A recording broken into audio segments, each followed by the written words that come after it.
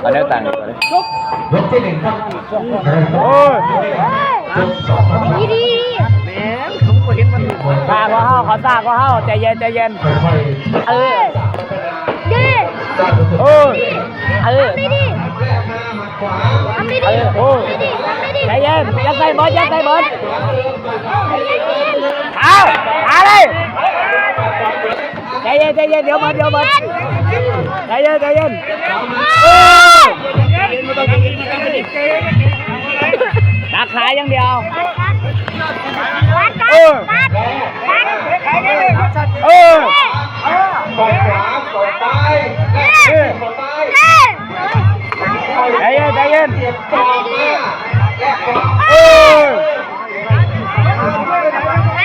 เออ เล่นกับยอดขุนน้อง ล็อกไว้ล็อกไว้เออใจเย็นใจเย็นเออ แกเล็ก เออเออใจเย็นใจเย็นเออ แกแรก เออ ขวาเสียบมาแกเล็ก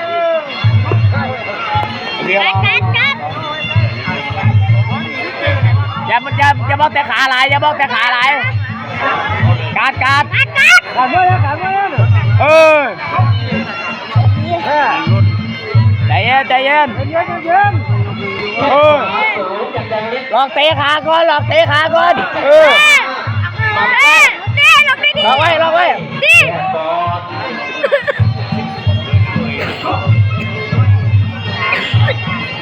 ็นใจเย็นขอเน้นกูทำมันในซ้อมชนะแล้วนี่เนี่ย ยกที่หนึ่งครับสักครู่ครับเดินตามต่อยกสอง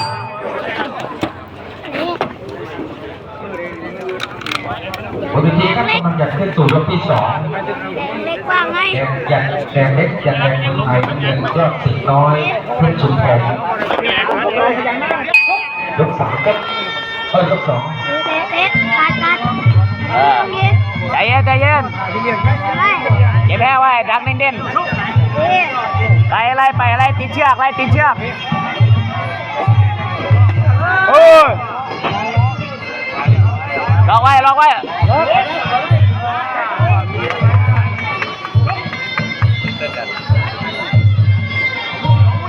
ทับไปขาหนาทับมัน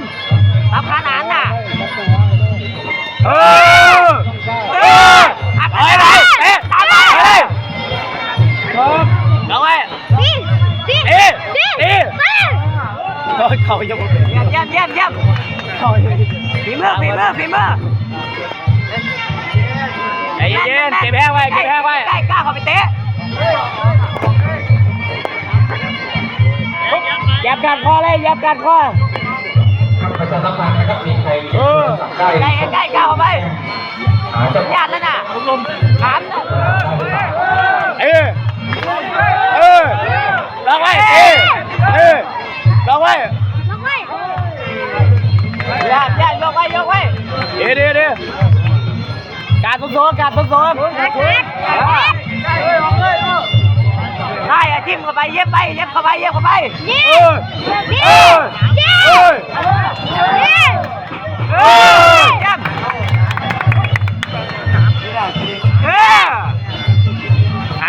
ขาเน้นปัดไส้นะเย็บไปย่างเข้ามาเย็บดันออกฝีมือเยี่ยมเดี๋ยว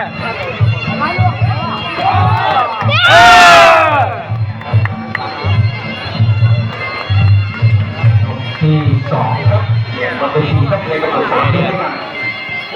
อย่าถอยยังน้ำมุก ก้มอย่าก้ม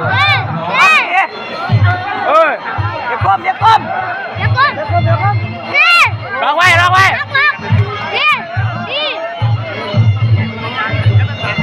มันเริ่มสูงก็ได้แล้วแขนเริ่มมาแล้ว ยกสองครับปักสูด มันถีบไงร่างของมันถีบมันแห้งเลยถีบตั้งการดีๆให้มันโต้งไหมไม่ดีถีบ ยกสุดท้ายแล้วยกสุดท้ายแล้ว ยกที่สามสุดท้ายครับ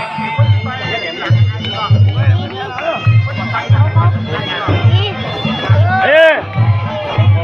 เอ้ยเอ้ยเอ้ยเอ้ยเอ้ยเอ้ยลองไว้เอ้ยเด้เด้ เทียบเทียบเทียบ ชนะแล้ว เทียบเทียบ เทียบเทียบ เทียบเทียบเทียบ ใจเย็นใจเย็น อย่าก้มอย่าก้ม อย่าก้มลองไว้ ล็อกล็อก เฮ้ย อย่าก้มอย่าก้ม เอ้ย ล็อกล็อกล็อก เอ้ยเกือบแล้วเกือบต้องยับการข้อไปเลย ไปฝีมือฝีมือฝีมือ มือ ฝีมือฝีมือ ไล่ตีเชือกไล่ตีเชือก ฝีมือฝีมือ ไล่มันเลยยับ ฝีมือฝีมือ เตะหน่อยตี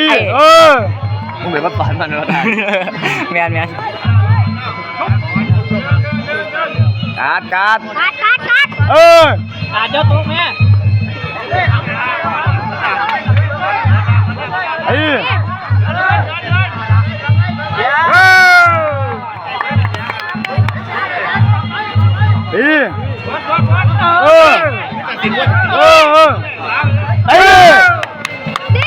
ลองไว้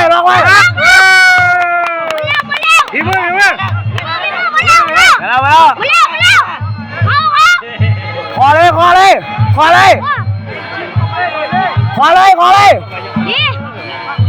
ฝีมือฝีมือฝีมือ โอ้ยถอยดักเตะใกล้มาแล้ว